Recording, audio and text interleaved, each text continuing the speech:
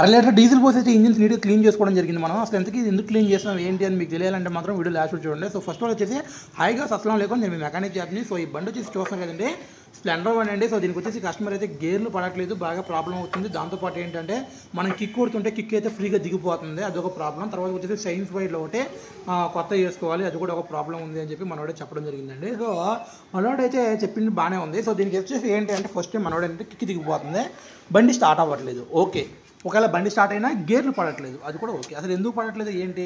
First of all వచ్చేసి మనకి గేర్లు పడట్లేదు అంటే ఫస్ట్ ఆఫ్ ఆల్ వచ్చేసి దానికి రీజన్ ఏంటి అంటే మనకి గేర్ చేంజర్ లివర్ అనేది ఇరిగిపోవడం కానీ జరిగిపోవడం కానీ జరిగితే మాత్రం కంపల్సరీ కూడా 100% గేర్లు అయితే పడవు. పడ్డా సరే ఒక గేర్ పడిద్ది, రెండో గేర్ మూడో గేర్ స్కిప్ అయిపోద్ది, అసలు గేర్లు పడవండి. ఓకేనా?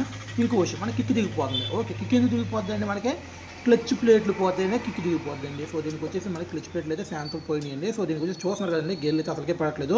సో తర్వాత చైన్ స్పాట్ విషయానికి కోసం నేను కస్టమర్ చెప్పాను, అన్న చైన్ స్పాట్లు అయితే ఓకే, ఒక నెల రోజులు 2 నెలలు తిరుగు అప్పుడు దాకా, ఎందుకంటే ఇది వానాకాలం కాబట్టి ఈ 2 నెలలు పోయాక మనం చేయించుకుంటే బాగుంటుందన్న, అప్పుడు దాకా చైన్ లింక్ అయితే తీస్తా అని చెప్పా కస్టమర్కి అయితే. ఓకేనండి.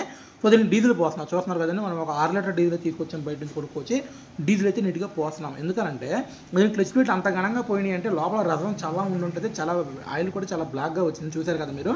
అంత బ్లాక్గా ఉన్నప్పుడు ఆ ఇంజిన్ కనుక మనం అలాగే ఓడతీసి దాన్ని మనం నీట్గా కడుక్కొని చేసుకున్నా సరే అంత నీట్నెస్ అయితే రాదు.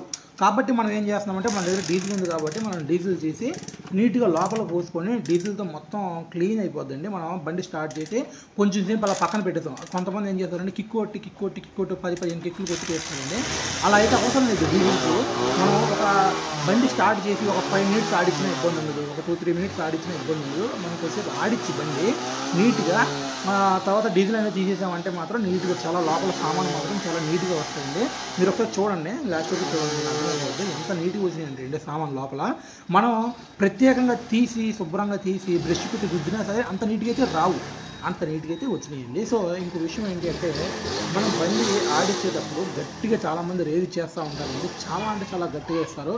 అంత గట్టిగా ఇచ్చేంత అవసరం లేదండి. అంత గట్టిగా ఇచ్చారంటే ఏమవుతాయండి, ఒక్కొక్కసారి కొన్ని సందర్భాల్లో వాల్స్ అనేవి బెండ్ అయిపోయే అవకాశం కూడా ఉంటాయండి. సో ఓకేనా? సో కొంచెం నిదానంగా ఇచ్చుకోండి, పాత పళ్ళు కాబట్టి. సో ఇంకో విషయం ఏంటి అంటే ఈ బండి చూసారు కదండి, మనం ఫైనల్గా వచ్చేసి బండికి అయితే అప్పుడు ఆయిల్ డౌన్ చేస్తున్నామండి. ఆయిల్ అయితే చాలా బ్లాక్గా వచ్చింది, అంతకుముందు మడ్డి ఆయిల్ అయితే ఎలా ఉందో అంత గాఢంగా అయితే వచ్చేసింది. అదే మనం క్లీన్ చేసుకున్నామంటే ఎలా ఉంటుందండి, బండి చాలా చికాగ్గా ఉంటుందండి. ఆ చేతులు గీతులు మొత్తం పాడైపోతాయి, ఎంత పాడైపోయినా సరే బండి అయితే అలాగే ఉంటుంది. ఓకేనా? సో నీట్నెస్ అనేది రాదు ఎప్పుడైనా సరే. చాలామంది ఇంకో విషయం చెప్తున్నానండి, ఎప్పుడైనా సరే చాలామంది ఇంజన్ మార్చి తీసుకునేటప్పుడు పాత బళ్ళు అయితే కనుక ఇలా డీజిల్ పోసుకొని ఒకసారి క్లీన్ చేసుకోండి. ఓకేనా?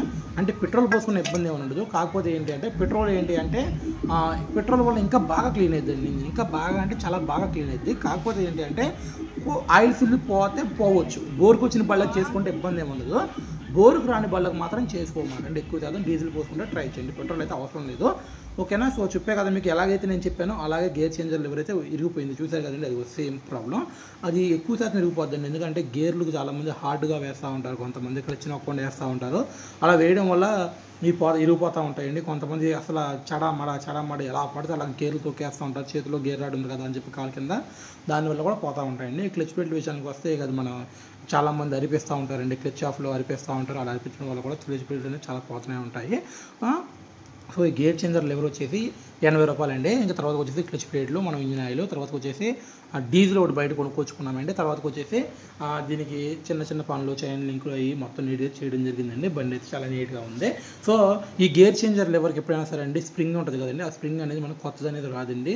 గేర్ చేంజర్ లివర్ వేరేగా ఉంటుంది, స్ప్రింగ్ కావాలంటే వేరే కొనుక్కోవాలి. మనమైతే పాత స్ప్రింగే వేస్తున్నాము, చూస్తున్నారు కదండి. సో నేను అంతకుముందు కూడా చాలాసార్లు ఈ స్ప్లెండర్ బళ్ళు గేర్ చేంజర్ లివర్లో ప్రాబ్లం వచ్చినాయి, క్లచ్ ప్లేట్లు ప్రాబ్లం వచ్చినాయి, చాలా వీడియోలు చేశానండి. సో కొంతమంది ఏంటి అంటే కొంచెం మనల్ని చూస్తున్నారు కానీ, చాలామంది చూస్తున్నారు కానీ రీచ్ అయితే వెళ్ళలేదండి. కొంచెం చూసిన వాళ్ళు కొంచెం ప్రతి ఒక్కరు కూడా సబ్స్క్రైబ్ చేసుకోండి, ఎందుకంటే మన ఛానల్ ఇంకా ముందు మంచి వీడియోస్ వస్తాయండి. ఇంకా ఇప్పుడు BS6 బళ్ళు కూడా నేను ఒక 2-3 బళ్ళు ఫ్యూల్ పంప్ ప్రాబ్లం వస్తే అవి కూడా చేశానండి. మీకు రేపు కానీ ఎల్లుండి కానీ నేను అప్లోడ్ చేస్తాను. ఓకేనా? వీడియో వస్తే లైక్ చేయండి, షేర్ చేయండి. మీకు ఎలాంటి వీడియో కావాలో నాకు కామెంట్ చేయండి.